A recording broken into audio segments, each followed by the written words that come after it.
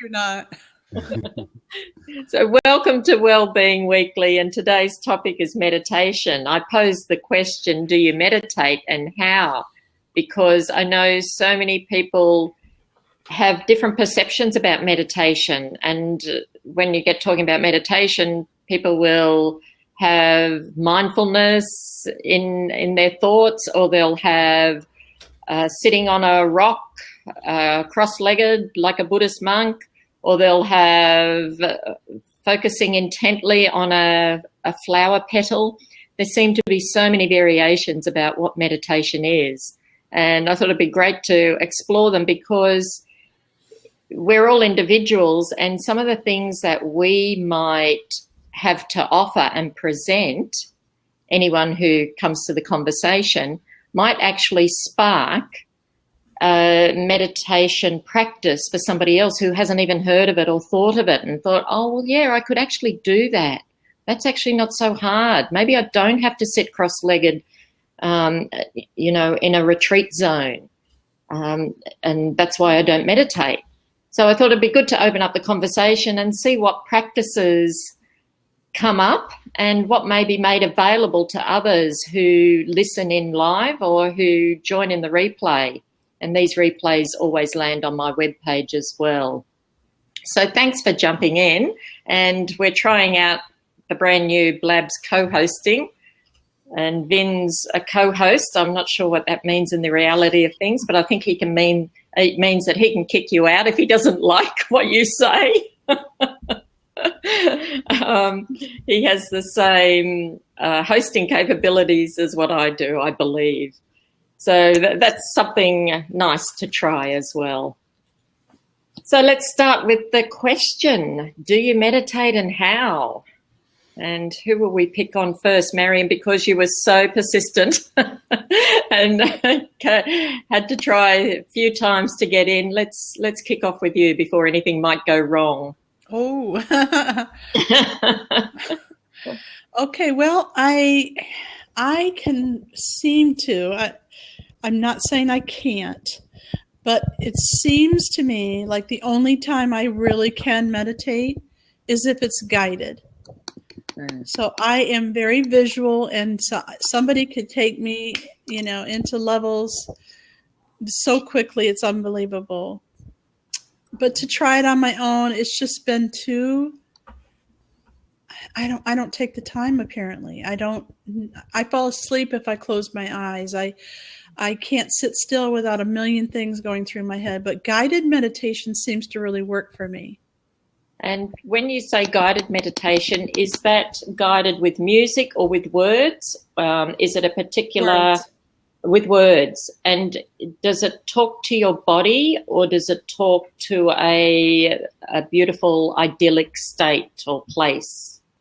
Both. Anything that can quiet my mind through taking me on a walk through the woods or sitting by the water or whatever they're doing, it seems to work.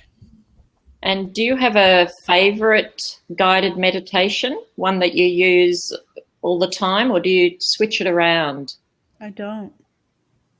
I was just thinking, for anyone who's tuning in, the idea is to put out there as much assistance as we can in leading them to something that might interest them. So I just thought if there was something in particular. But, yeah, you can pick up guided meditations quite easily. Yeah. Mm-hmm. Oh, thanks. YouTube. Marion. Yeah, thank you. YouTube, yeah. That's a great place to find anything. Good night. Oh, no, thanks for popping in. Oh, that was short and sweet. Yeah. Anybody else, feel free to pop in. And Jason. Yes. Hello. So the question is, do I meditate? And I think we've had a little bit of this discussion before, and I think the answer is, as always, yes and no. So you know me already. If you know me already, you know what I'm gonna say one of three things. So it depends. Tell us the yes part. What's that? Tell us the yes part. The yes part. So I'm always doing stuff inside of my mind and following patterns. So sometimes I'm focused inside and sometimes I'm focused outside, but I'm always doing work with perception. And so, like, for example, what was the woman's name who was just in here? Marion.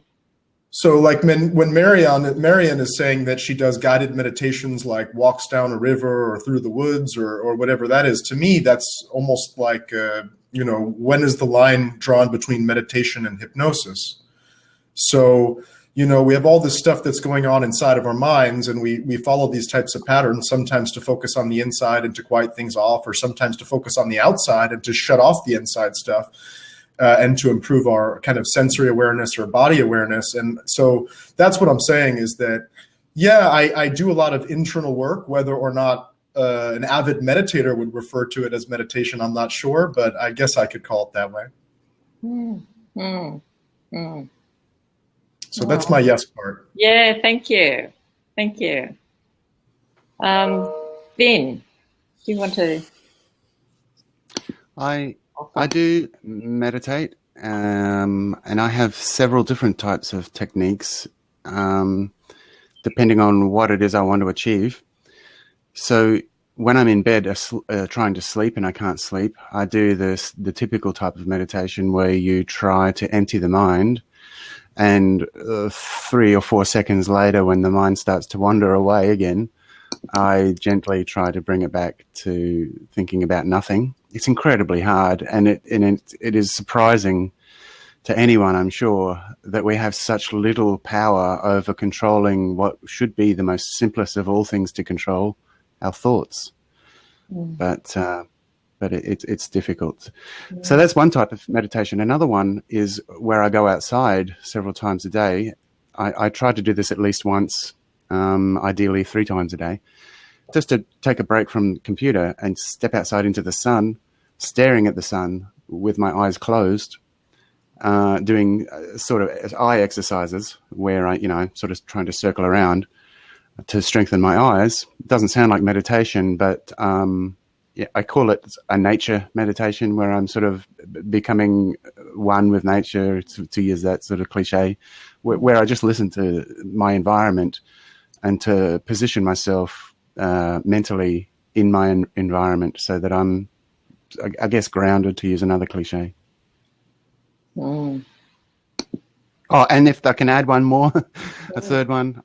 I don't mean to just dump all these out here, but I think I might as well say the third one while I'm on the topic. I do a very concentrated type of focus on geometry. So I use mandalas or sacred geometry or geometrical imagery that is very, very close to my internal structure. And I was just trying to find, before the start, I didn't have enough time, but I recently read a quote where someone said, when we're talking about neuroplasticity, focusing on a geometrical structure that is based on harmony or harmonic proportions, like the golden section, then you will actually bring harmony into your brain structure and physically change the structure of your brain into a more harmonious structure, which I think is incredibly powerful and fascinating. And what are the shapes of harmony? Pentagram is a direct expression of harmony, because every single time one line crosses another line in the construction of a pentagram, it divides that line by the golden section, which is the most harmonic, beautiful proportion. And it's mathematically, it's 1 to 1.618. Anything with the Fibonacci sequence in it, like a spiral of a snail shell or something like that. Pentagonal flower arrangement. Most flowers that have 5 petals express the golden section beautifully. So that's I design my own. Is the short answer. Wow. I would have thought the circle is a shape of harmony. Well, they're all contained in a circle. Yeah. Right. Okay. Right. Yeah. So I actually, I want to add one before we get Anthony in here, but actually I realized that the most common meditation that I do, now that I would label it that way, would be a walking meditation. So every day I take about 20 to 30 minutes just walking to sort out my thoughts, or to become inspired, or to get an answer to a question, or to just unwind or relax. So I do a lot of walking meditation. Yeah. Yeah, me too. Anthony, thanks for jumping in. How about you? Do you meditate? Yeah, but you guys are like 50 miles ahead of me when it comes to that type of stuff. Mine's much more simple, very simple. It's transcendental meditation. I've learned a little bit about TM. Mm-hmm. I'll meditate when I get up in the morning, meditate before I go to bed, and I meditate when I do my yoga stretches. Mine's very simple. And I think that sometimes, well, I'm going to kind of give you the perspective that I have, and it may or may not resonate with some people and may piss off others. But I think sometimes people take meditation as it's like you try too hard. It's like it's this monstrous thing that only maybe 0.0001% of the human beings on the planet can do it, and that's just not true. Anybody can do it everywhere. And the key is just to be present. It's easy to say, but that's really what you have to do. And I think people get so wrapped around different types of, what gets them in the right mood and the right mindset. The key to meditation is to just be present within yourself and recognize that you're a spiritual being having a human experience. It's the only thing you really need to think about, and listen to your breath and just free your mind. I mean, it's that easy. Vin mentioned something about sacred geometry. I have a friend of mine who literally, I want to pull every hair to my eyebrow because when he talks about it, because it drives me crazy. And I don't mean you, Vin. I respect your position, but he talks about it to such extremes. I'm like, David, but then when do you meditate? Because you talk so much about the lines and the crossing and the harmony. Just tell me what it is to accept it, and then I can go ahead and do it. And I think that's the one challenge I have when I explain meditation to people is I say, listen, I keep it simple. I have the KISS principle, keep it very simple. My first thought is you have to really just quiet your mind. And the quickest way to quiet your mind is to close your eyes and just breathe. Because the first thing that I do is I just try to breathe. And in this ADD, always connected, always rolling world, it's really hard to empty your mind. But I have found that meditation is something that's it's very personal. It's very connected to me. It's something that no one understands other than me because I feel it within myself. And it gives you not only strength, but also gives you that peace of mind in yourself that you can go to a place that no one else can go to, and it's your place. That's what meditation means to me. Everything else I think is great conversation. I think it's interesting and educational, but I need to find my spot. I got my kids, I got my job, I got my speaking career, I got all these things. I have my fiance, I have all kinds of things, but I need my spot.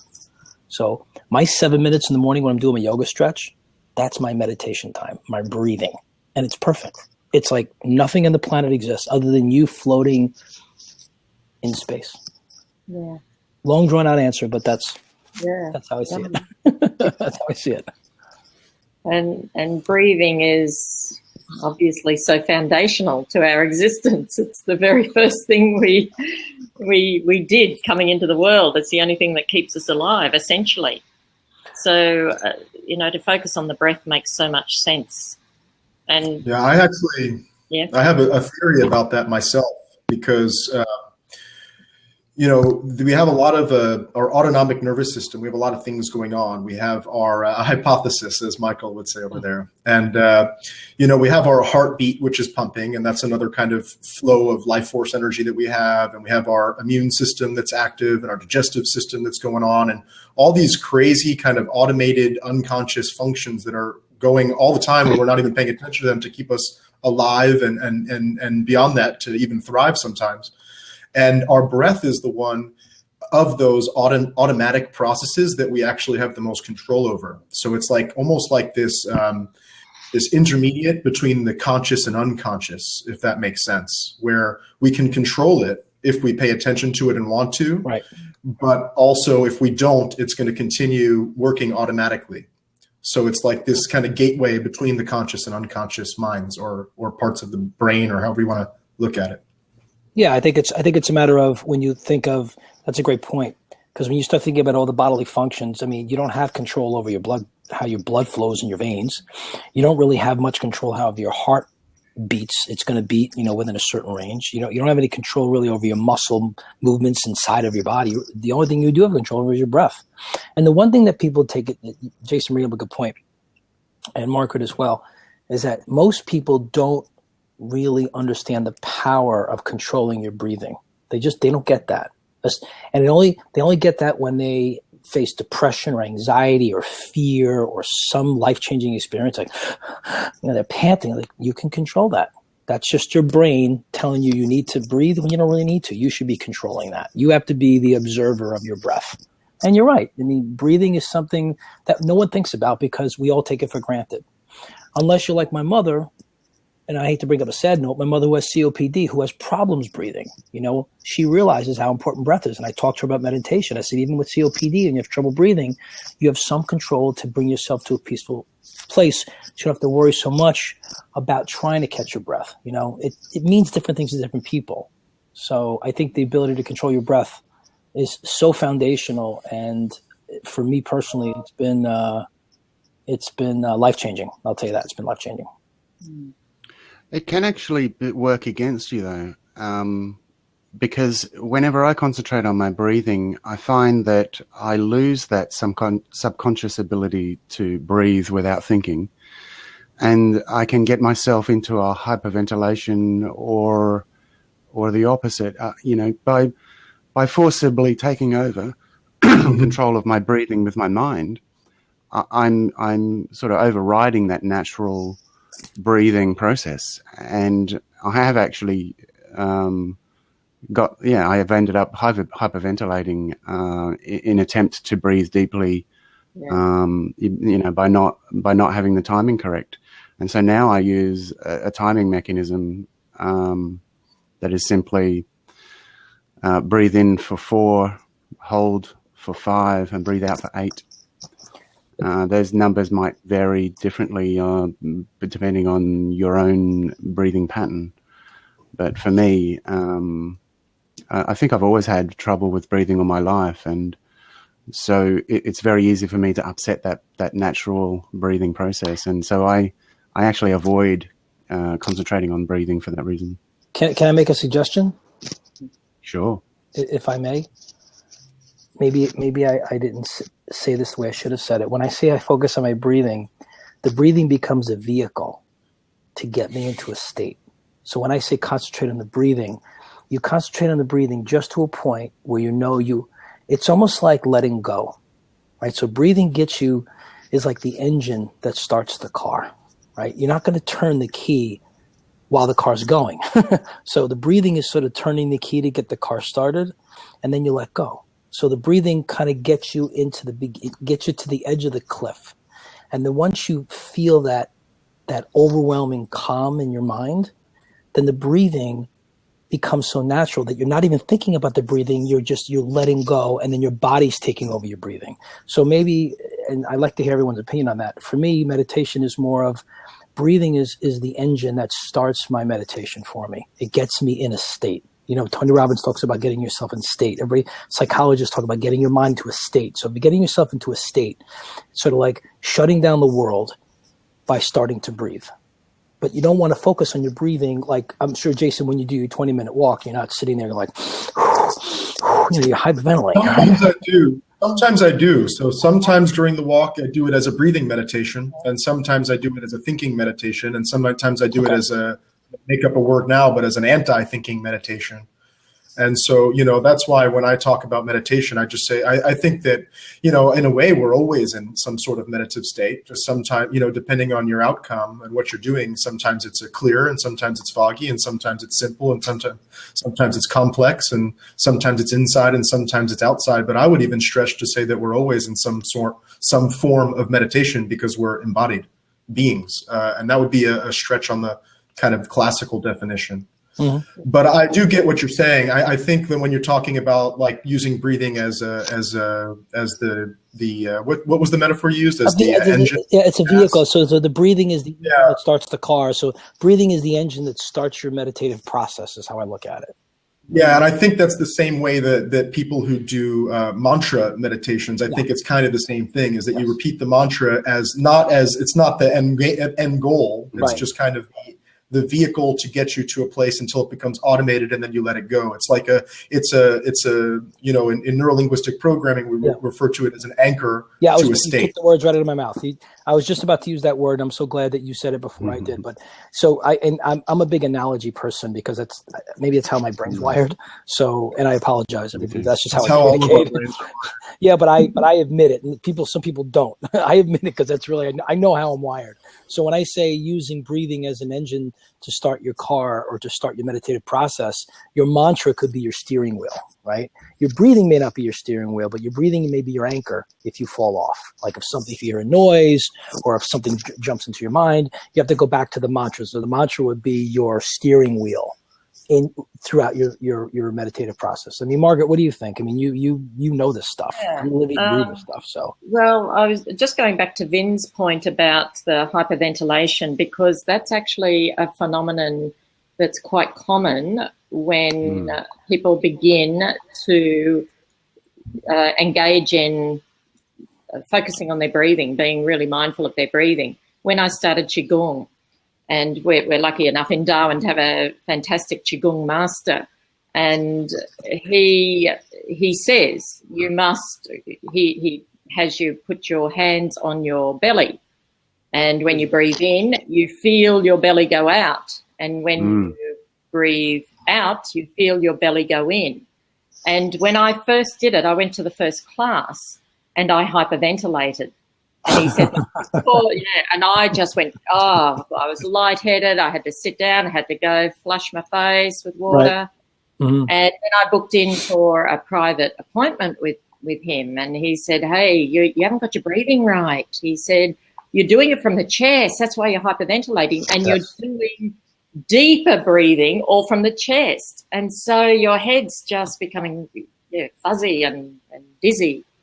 And so he wouldn't let me go until I had the belly breathing correct. And now it's a breeze. And we're creatures of habit, that we can learn a different style of breathing, even though I think mostly because of the fast pace of life and we're always rushing to do this or we've got something else to attend to, our breathing matches for most of the time when we're on the run.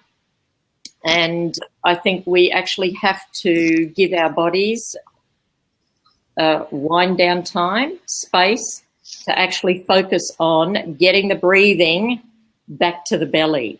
And I do it when I'm driving a car, even when I'm in the car, because, well, we don't spend too much time in the car in Darwin, fortunately, but in the big cities where you guys probably are, people spend loads of their time driving to and from work.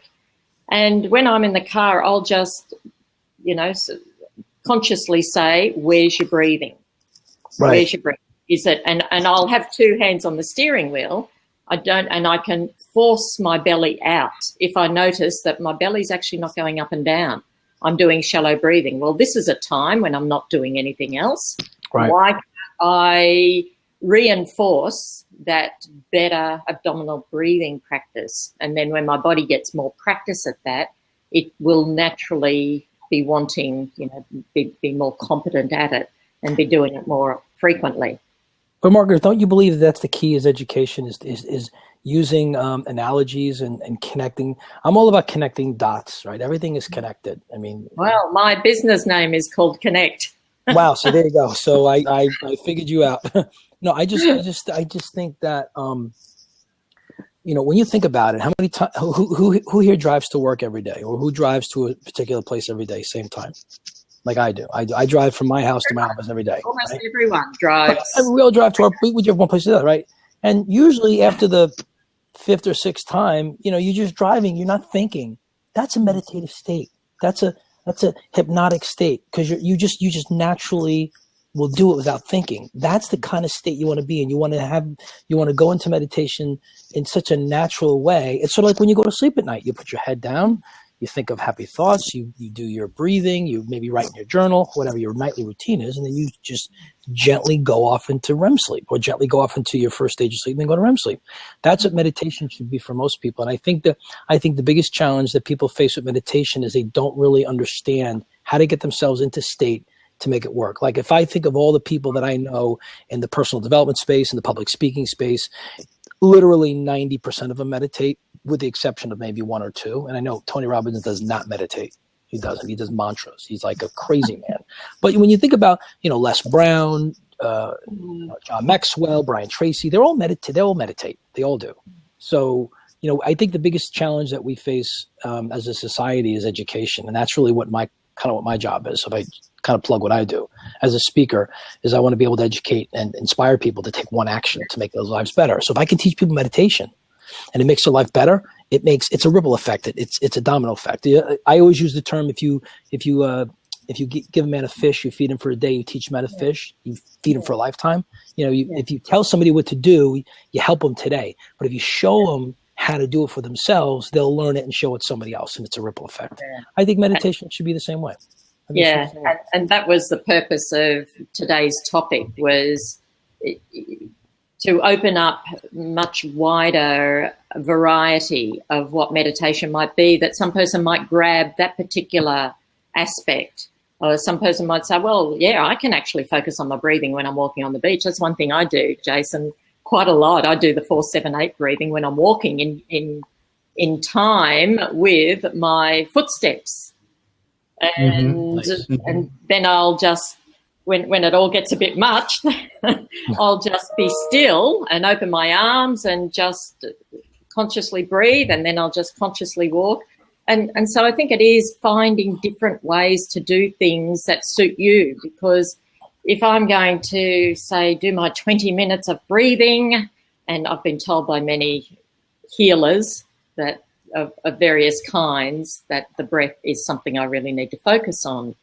I guess I'm one of those, active, go on the go all the time. And so you breathe from, it's the shallow breathing.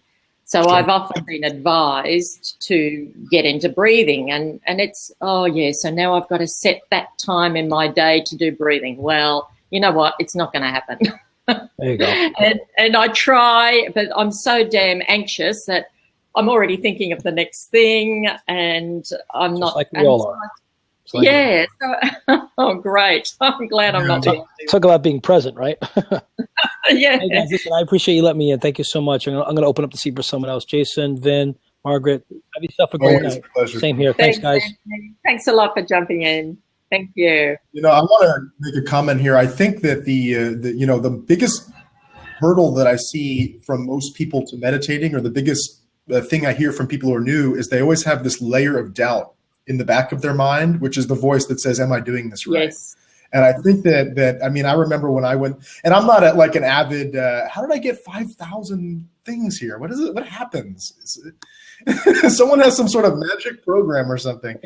And I remember when I went through that, and I'm not like a huge meditator in the classic sense, but, it's a lot of times it's just bringing acceptance, going, you know what, if I'm thinking, am I doing this?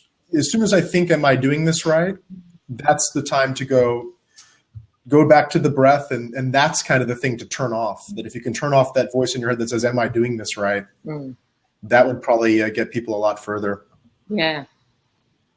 Well, g'day. It's Brian, isn't it? Brian today, Raymond other days, and be more when you wish. But I think Brian today, I feel like a Brian. It's a kind of a Brian sort of a day. So you look like Brian. Actually, no. You're actually, we're in Aussie. You look like Bruce. Bruce, g'day, mate. You mind being Bruce today? No, I'll be Bruce. No, okay, from today, and it goes with the B, so I'm happy with that. No, thanks for the life of Brian, no doubt. Thanks for allowing me to join your broadcast. I've been listening very intently while doing other things. It's been very interesting. Would you like me to share some of my? Love you to, Bruce or Brian or B more. All three people would be wonderful. As I said yesterday, you can call me anything, just not late for dinner. You know, it's the old corny one. I actually started meditating at a very, very young age, through going on to what sort of Jason was talking about before, was taught through a hypnotist who was there to actually assist me with an eating disorder. And funnily enough, that was the one thing that we basically never worked on. we did everything else other than the eating disorder, which actually got me to other things. But what it did for me was he taught me to go to various levels, and we did various different types of meditation. It taught me how to get into that state, and now I can find that state of meditation in almost anything that I do. But I did have something I did wish to share with you that I did through I don't know if you're aware, Margaret, that I was heavily involved with an organisation called Access many years ago, and they had a tool that was called Who Does It Belong To? And it's one of their basic tools, but it's a very, very interesting tool for becoming like a walking, talking meditation. And how it works is, as we know that, all thoughts and feelings and all that sort of stuff aren't necessarily our own, and we're very capable of, science has proven that we can pick up on anything that's sort of floating around us, and that's why, two people have the exact same idea at the same time, or are on the same chain of thought. I'm sure you've got a different way of looking at it, Jason, or an understanding of it. But with this tool, all you're doing is, when you say, who does this belong to, you're just going that recognition that maybe some part of that thought, that feeling, that emotion, that whatever it is that's dictating who you're being now isn't yours, and you let it go. Now, if you do that for 3 days, now it's really tough. The first day is really tough. You just forget all the time to do it, and you just sort of go, I'm doing that who does it belong to thing. And because if the feeling gets even slightly lighter, it's not yours. There's like a ping on the I work a lot with heavier and lighter, and obviously why I'm shaded and light all the time. And you let it go, right? So you say, who's it belong to? The first day you forget to do it. The second day it becomes much easier. It just becomes more of an organic process. And the third day, it's just easy. It's just almost like you don't even think about it. It's almost like you were talking about with the breath. It just sort of things knock off. Now, what happens through going through that process, not many people actually do the 3 days, but if you do it, it just means any time then when you go back to it and you're really getting stuck with something and you want to go back to, who does this belong to? It does take you back to that state where you can be like that walking, talking meditation. It can calm the stuff that's going on, the things that you're thinking about, the belief patterns. And since doing that, I don't meditate as such, but I can go to a level of meditation, and it's the same place that other things that I do, I go to that level. But it's a really interesting thing for people to try that. Who does it belong to? Look who's here. Oh no. So it's a really good one to have a go at, and to recognize that a lot of that stuff that you're picking up isn't your own, and you don't have to, if you don't have don't have the time to sit for 45 minutes and meditate, or 24 hours, or Stuart Wilde used to say that he used to say get up really early in the morning and advise people to go and meditate for 24 minutes, one for each minute of every hour of the day, and that was his little philosophy, which I liked. It was a nice way. But anyway, that's just one interesting thing that I thought I would just pop in there. Yeah, thanks. Where are you? Where are you located? I'm at the beach painting currently. No, I'm on the Gold Coast. Ah. Yeah. Okay. I'll be down that way next week. Oh, really? Yeah. Oh, we'll have to catch up. Yeah. Oh. I want to tag on to Raymond's thing there, because I've done some work with a similar process where it's just very similar. Instead of it being whose is this, I play mine, not mine. Okay. So or sometimes a variation of me, not me, and play with that. Not for days, but just typically for maybe 20 minutes or so. Thoughts come in and I go, is that mine or not mine? And then, I think thoughts and I go, me or not me? And so that's a very similar variation on that. Yeah, that sounds good.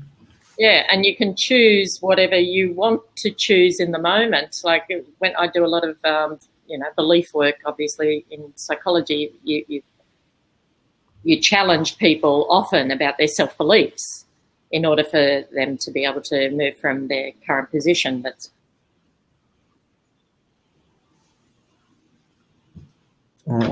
Rose. brought them to see you. Meditating. Are we frozen or we're going? We're right?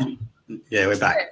And so it is having people see that their firm beliefs are really just a bunch of thoughts. And you can actually choose any bunch of thoughts you want to have your beliefs. Your beliefs are not set in concrete at all. So they don't have to be your firm beliefs. And if they're not serving you well, why not get a different bunch of thoughts that are going to serve you better? And so it is very much what is me and what is not me. Well, it depends on the bunch of thoughts you want to give yourself. And it's almost like some of the work I'm interested in now is based on Joe Dispenza's work. Your personality creates your reality. And so it's almost like you need to identify the reality that you want for your life and then work out what's the personality that will give that reality. So, for example, if you were a very shy sort of person and you wanted to get a message out to the whole world about meditation, you're probably going to have to change your personality. If your new reality is looking like I actually have to be mixing with a whole lot of people if I'm going to get the message out to a whole bunch of people. I can't stay in my room and not communicate with anyone. So, yes, that might have served me well for my past and even up until now. But if my future goals are actually different, my future reality that I have set for myself is nothing like my past, then I need to adjust my personality, which will I'll need to be grabbing a whole bunch of different thoughts in order to do that. Yeah, and I think that the definitions that you've locked in place everywhere that you've defined yourself as something and attached judgments to who you are help to keep that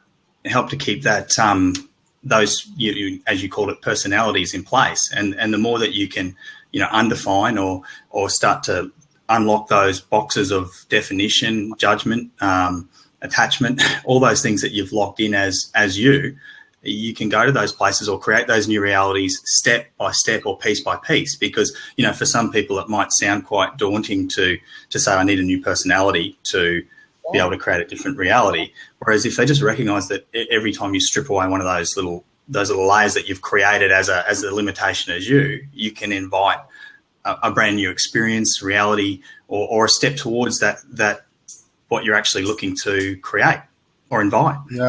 Yeah. I'll also say to that it's a lot of times there's one thing. Typically, I just work with one thing at a time. I think that's the only way to work with things. But typically, there's one thing that'll be a leverage point where if you change that one thing, the whole personality will shift. So you don't need to change 100 things. You find the one thing that's a leverage point within the system that if you change that one thing, the whole entire life will have to reorganize.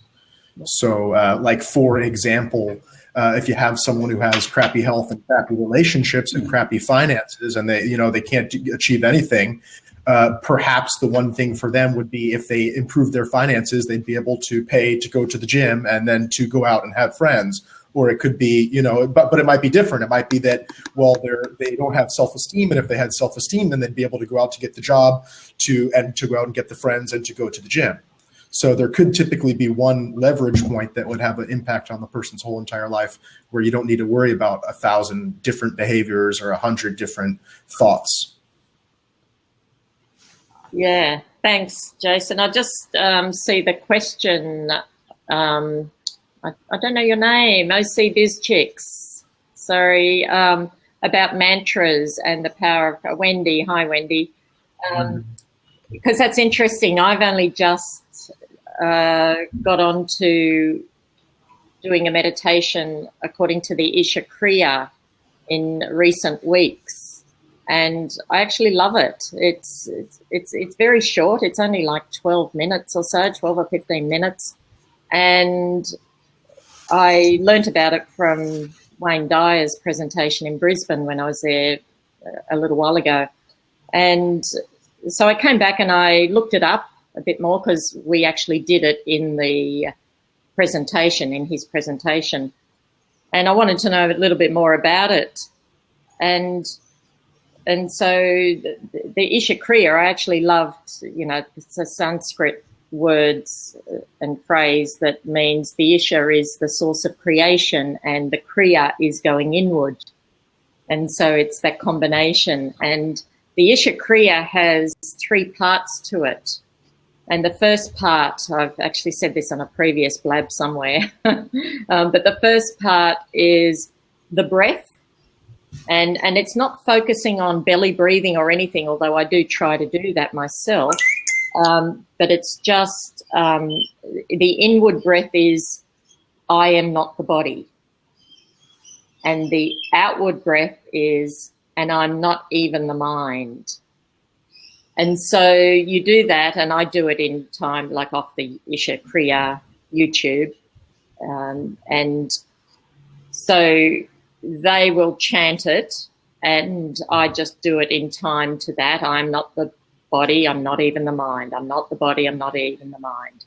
And so that goes on for a little while. And then after that, maybe 8 minutes, 10 minutes, then you have to let out an R sound. And you do that 7 times. And I haven't researched the numbers in all of this, but... What kind of ah sound, Margaret? Sorry? What kind? Like a sigh of relief ah? Or like a ah? Yeah, I was getting there. Yeah. It's so that you feel it resonate right down. And I always struggled with that because mine always seemed to be stuck here. But they say if you open your mouth wider, you can feel it. And what I notice, because when you meditate, they suggest sit in a cross-legged position to do it. However, when we were in Brisbane Convention Centre, we were all sitting in the chairs there, which is fine.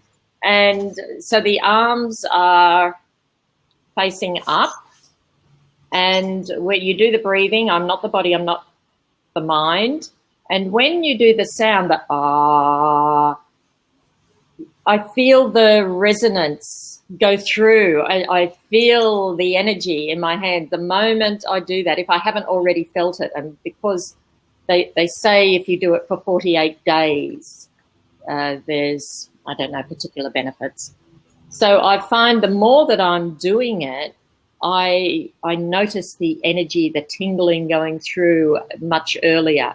And then definitely when you utter the R sound, definitely feel it then. Then the third part to the Isha Kriya is just listening to the person sing a Sanskrit mantra. So it's music that you just sit there and listen to it. And that just goes for a couple of minutes. And then that's it. So I'm finding that I'm enjoying that. Maybe it's because it's different. I've never heard of this before and I've never done it. And I thought, well, why not? It doesn't take much time. That can be my formal meditation for the day. And I'm enjoying doing that. So that's my response, Wendy, for my experience of the Isha. Linda asks about how you track the time. Do you set a timer if you're by yourself? I think that's my guess would be yes. Vin, I can't hear you. No. No, my guess would be yes, set a timer. I don't believe that there's any other way to track the time yourself if you're in some sort of meditative state. Yes. There you go. Oh, sorry. Am I working now? Yeah. You can hear me? Yep. Okay. Now he can't hear us. Yeah, I can hear you, but I was waiting for Jason to say yes, because he's the one who said he couldn't hear me. So we can hear you. Okay, great. Thank you. I don't know what, I was wondering why I couldn't get a word in. You know, I started with mantras, and I think this is a really, really great topic that you can't have a discussion about meditation without talking about mantra. And I wondered if we should even be asking, why do you meditate? But that might even be a whole nother show. That's because one of my questions then as well. But yes, it looks like it will be another topic looking at the time. Yeah, because it's pretty... Yeah, while we're doing the questions and then back to you, is there a time when meditation is not useful? That was another question I had. But then you pick up there. I just wanted to talk about the mantra, because that's how I started meditation, and I just thought it was the more powerful way to meditate was to use words, because we are, everything's vibration, and if you're just going to think something, the vibrations from a thought is almost imperceivable compared to the vibrations of a voice. So it makes a lot of sense to me to do mantra while meditating, or to have a more effective meditation session by using mantra. And I use an ancient Egyptian mantra, which I made, which I got from the Book of the Dead, which is wrongly named. It's the Book of the Living. I took my mantra from the ancient Egyptian language, just because I like the meter of the sound, and it's very poetic in its sounding. But I use overtoning techniques in order to do that. So rather than just speaking the words, I use a special vocal technique which creates a second tone, which creates a harmonic note to the chant. So you're actually chanting two notes at once. And the note that is chosen is probably the most important thing, because the vibration of different notes is they're all different. So I think that that's different for everyone, and it's a whole huge topic of how to get that note, which is the right note. But I think overtoning is a really powerful type of meditation that is not too difficult to learn. So that's what I have to say about mantras, and I'm open to other people answering all the other questions. I'm curious to learn about that overtoning thing. Perhaps one day, if you would do a guided kind of a training session or something. Sure, we should do a whole blab on it. I have a question about mantras, because in my experience, most of the work with mantras, at least in the kind of classical sense of meditation, is in some sort of other language. And so I'm cool with that. I enjoy it. I like the flow of it. I like the sound of it. I know that the resonance and the frequencies can be healing. And sometimes it's better when you don't understand the words, I guess, in a way. But just kind of pick up on the vibe or the state that's going on around the room. But also I do meditations like Margaret was saying, which is I am not the body, I am not the mind. That's kind of the use of the not me. It's I am not my thoughts, I am not my body, stuff like that, with the not me, not me. But I'm curious with the people who do mantras, what percentage of it is, completely a foreign language as opposed to in your native language?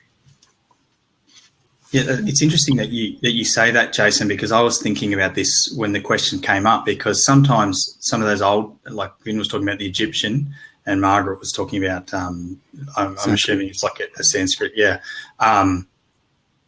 A lot of those are really interested in the origins of the words as well, because, sometimes people are saying mantras and they're actually creating a different result, where a lot of the older texts seem to be right off, like, if something was talking about, let's just say love, it's not my thing that I'm talking about right now, but let's say it's that it's got a closer meaning to what we've turned it into the word into now. And the other thing about the different languages is, if you're having fun and you're enjoying it, isn't that also half the the battle by the, you know. But the thing that I do like is open, when they're in our language, is in open-ended, in the sense that, you know, a lot of people do the I ams, and the I ams quite often lead to the I am not in the head. Whereas, you know, like I've got a mantra which I've been saving for the book and the different things, but I stuff it. It's bliss, happiness, harmony, grace, and they all have a different meaning, and it goes the other way as well. So it works both ways. And in the last System for Change that I was involved in, their mantra was all of life comes to me with ease and joy and glory, which meaning all of life, as in the good, the bad, the ugly, you can have with a little bit more ease, a little bit more joy, a little bit more glory, and it's something that people can use when they're in a funky state, or when they're in a good state. And I like a lot of the when you're not limiting what you are with a statement by saying, you know, I'm this, and putting yourself in a box, if possible. You know, there's times where you're going to have to, you know, say something specific to get the result that you're looking for, but it just tends to help, you know. Yeah, and that's kind of why I brought that up, because, you know, what I find is that my guess is that these type of mantras, if you would have gone back a couple thousand years, would have had a very, very, very significant meaning. And the purpose of practicing them over and over and over was to achieve a specific state, a very specific state. For example, if you're saying, I am not my mind, I am not my body, the purpose of that practice is to achieve a state of, I guess, transcending your mind and body, let's say, right? And you would say it over and over and over again, and probably would take you 5 years, 10 years before you actually achieve that state. You know, and that's the whole purpose of your meditation practice, would be to practice a certain mantra in order to achieve a very specific state. Whereas now, I think that the meaning gets lost a lot of times. Like, for example, with Sat Nam, right? Who's just said that, I am my truth, right? Yeah. Now, we can associate that to work towards meaning that, but I think that most people just kind of use that as a mantra to just kind of get away and get into a different space. And like she said, to just get out of your head, let's say, as opposed to achieving a very specific outcome, like saying something in English, like love, peace, harmony, joy, whatever it was that you said there, Be More. So that's kind of my statement there. Can I clarify a little bit there? Are you saying then that when the people say, for example, Sat Nam, that they're not thinking I am truth when they say that, they're just mouthing the words? Well, what I'm saying is that some people are and some people aren't, but I think that most people aren't, and many probably are. But my point is that you're going to achieve two different outcomes through those two different patterns. One of them would be like OC Bizchicks, like Wendy said, to get out of your head. If you're just saying Sat Nam and it becomes a pattern and the person says it to you and you say it back, but it's like saying the words without having the meaning. It's like the same thing as someone says, I love you, and they don't mean it, and you say the same thing back. It has a completely different state that it elicits in you than when you truly meaningfully say, I love you, and the words are attached to the actual state that those words represent.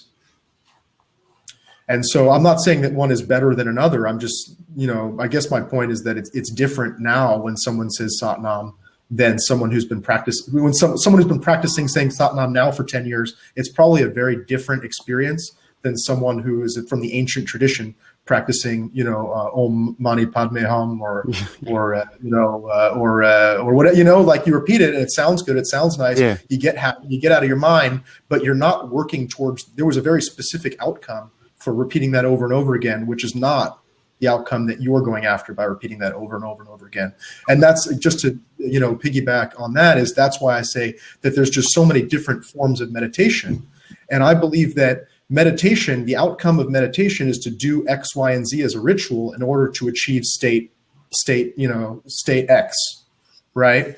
And so, you know, that's why I think that there are certain technologies now, like, for example, I am not my mind, I am not my body, is something that, yeah, one way of installing something into the unconscious mind is through repetition. We learned that growing up. We repeat it over and over and over again. And after a while, it gets drilled in. It's the same thing for anyone who's read Think and Grow Rich. He talks about how to install these money mindsets in your mind. And back then it was to repeat it over and over and over and over again through affirmation. But I think there's a lot more advanced technologies to achieve the same result, where you don't necessarily have to take 10 years. It's like, the technologies advance just like physical technologies advance, and your cell phone today can do things that a cell phone 5 years ago you couldn't have even dreamed was possible. So that's kind of my, that's another 2 cents on this, is that there's many different roads to get to, to Rome or whatever, wherever you're going. There's many roads to take to get there. And some people will use mantras, and some people will use poses and whatever not. Yeah. Can I just restate that in 2 sentences? One, please. One method of, because I love your 3-prong attack, Jason. If I can offer just another prong. Always. And to explain that to the people, it's just that you describe something in 3 different ways, and it's much easier to understand. So yeah, when you're talking about mantras and just dividing them into 2 different parts, and you're not putting any kind of value judgment on it either, or you're just saying that one is basically sounds and resonance and vibration, and that when I talked about using the right notes, we're all talking about the same sort of thing, where it's not the actual words or the intention. It's just the sounds, whereas the others is the actual words, and significance is vital, because we're talking about the intention of something, as in the case of self-affirmations. When we're trying to convince ourselves of something, it's absolutely vital that we understand what the words are, so that our intentions are embedded in our heart or wherever it is we're trying to do that. Mm. Yeah, thank you. Yeah. Well, and just picking up on what you said there, Jason, as well, that people are looking for a particular outcome. And so in order to achieve that outcome, they will undergo get engaged in various activities of meditation in order to achieve whatever state they're wanting, to be clearer in the mind, to be more relaxed, or to be inspired, whatever it is that they desire. I suppose I'm looking at the time, and I'm thinking it is time to wind up. But for people not to be discouraged when we don't achieve that state the first time we try something, and because we know that we don't learn cricket in a day either. To become the best cricketer, it actually takes a lot of practice, and to be prepared to find, to put in the practice, I suppose, but to find something that you enjoy practicing at.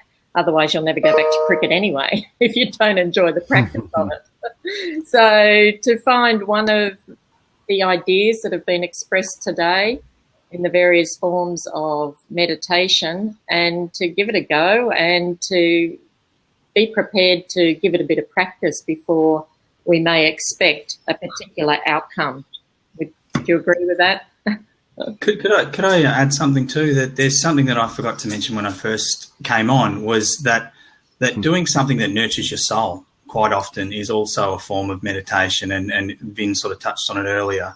And like he was playing, I saw him playing his guitar in his garden, and for me, there's surfing. Like I quite often, if I'm not having a bad day, that or just being out in the water, being out, looking back on everything, being away from everything, and even funnily enough, I used to really enjoy mowing the lawn.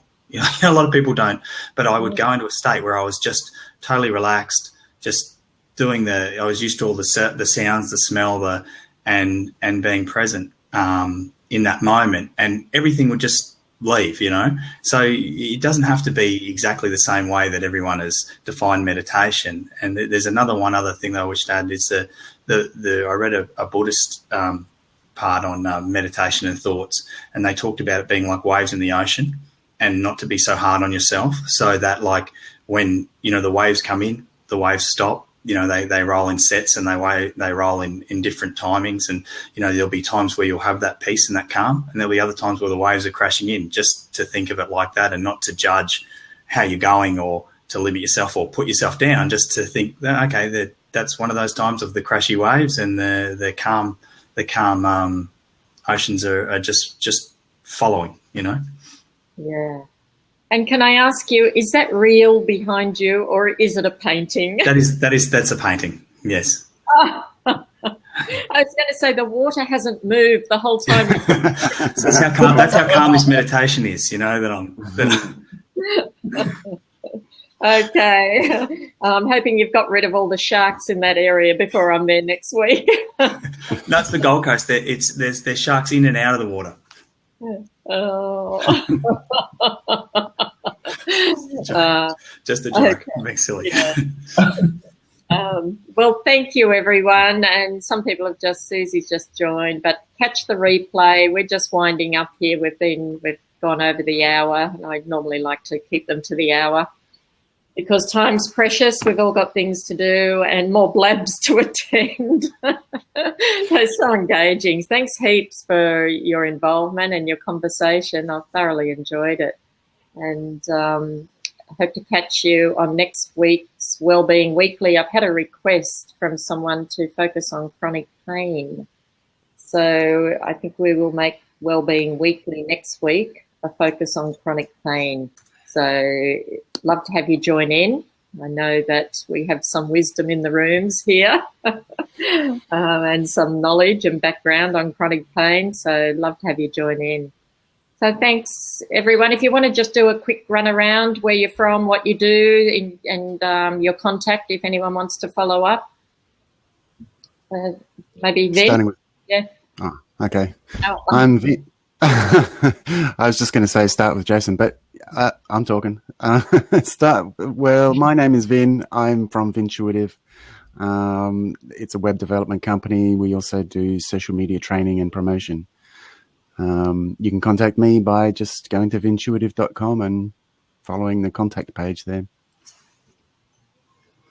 Oh, and go and meditate. yeah. I suppose we're going around the huts. I'm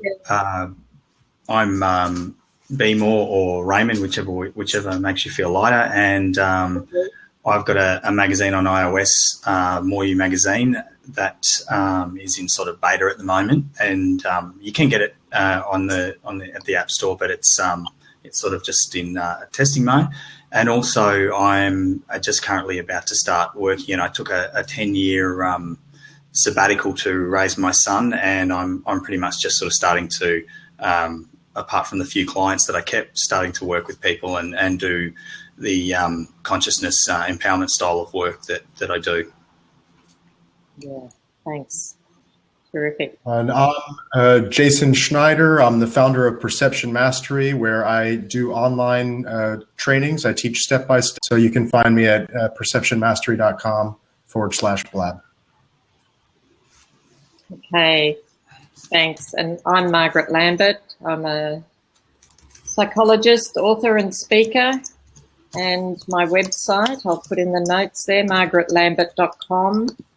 All of these blabs are captured on my webpage, or you're directed to where they are. I host Wellbeing Weekly each week this time, and Spiritual Conversations every Friday at around the same time, and some periscopes with a focus on chronic fatigue. And the other one is tapping, EFT, Tap for Wellbeing. I'm an EFT trainer as well, emotional freedom techniques. So can I give a plug for your other show on Friday, Spiritual Conversations? Did you mention that just then? I thought I mentioned that. Oh, sorry, I must have phrased that. This week we are talking about forgiveness, how important is forgiveness. So that's on Friday at around the same time as today's show.